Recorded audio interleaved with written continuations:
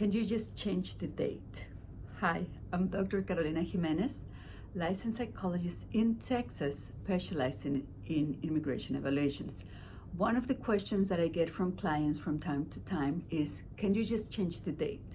Meaning they want me to put a different date on their immigration evaluation report. Short answer, no, I cannot just change the date. Long answer, this will be similar if you were going to your other doctors and they did an examination on you. They have to sign their paperwork, they have to complete their notes for your medical record in a timely manner, and they have to sign it. So now imagine you went to another doctor in 2020. 2 or 4 years later, you go back to that same doctor, could be a cardiologist, any type of specialist, and you tell them you need your medical records and you want them to change the date. They're not able to do that because the records have been locked, meaning that we sign them, and once we sign them, they cannot be changed. We use medical record keeping systems to ensure that all your records are up to date and that they're finalized in a timely manner. The same way as you cannot ask any type of doctor to change the date on your records, you cannot ask a psychologist to change the date on your immigration report. So basically, if you needed your old records for any other doctor, you see the date that the service was provided, the date the doctor signed it, and then you have a printed on date. So for example, my medical records from 4 years ago, if I were to print them out today, it's gonna have the date when the service was actually given to me and today's date because it was the date that I printed it. Similar thing with your immigration report. We can't simply change the date. This will create a lot of problems. Number one, it will be a huge red flag. If I did an evaluation on you in 2020, 4 years later, I sign it, something's not adding up, right? Did it take me 4 years to write your report? So that's the most obvious one. Number two, even if I only change the date, the report itself will be incongruent because I would not account for the changes in the last few years in your well-being, your functioning, life circumstances, even things like your age.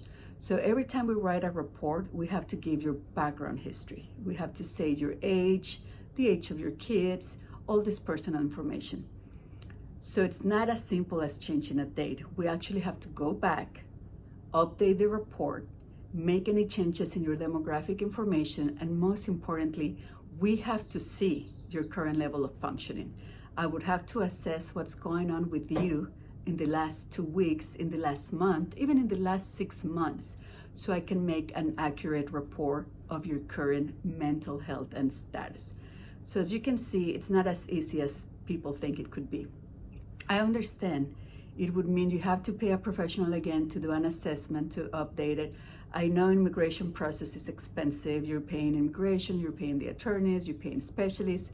However, we have to act in legal and ethical ways. We cannot be non-objective.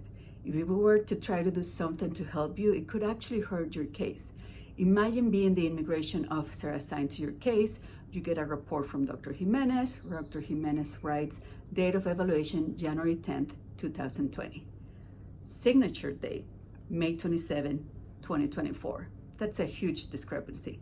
My reports are usually signed within a week. It only takes me 7 days to finalize my reports. So someone who's familiar with my work would know that there's something suspicious there. Sometimes I may wait 2 or 3 weeks if the client wants me to wait to accumulate more information. But keep in mind that things have to be consistent. I cannot break a protocol for you. I cannot do anything unethical or illegal. I cannot do anything that will jeopardize your case, my license, or the outcomes of any other of my cases. If I were to jeopardize just one case, that would automatically make my other cases suspicious. So keep that in mind. I know it might be frustrating, it might be discouraging to feel like you have to do another evaluation again, you have to pay for the service again, but at the end of the day, it's for your own well-being. So next time you need an immigration evaluation update, keep that in mind.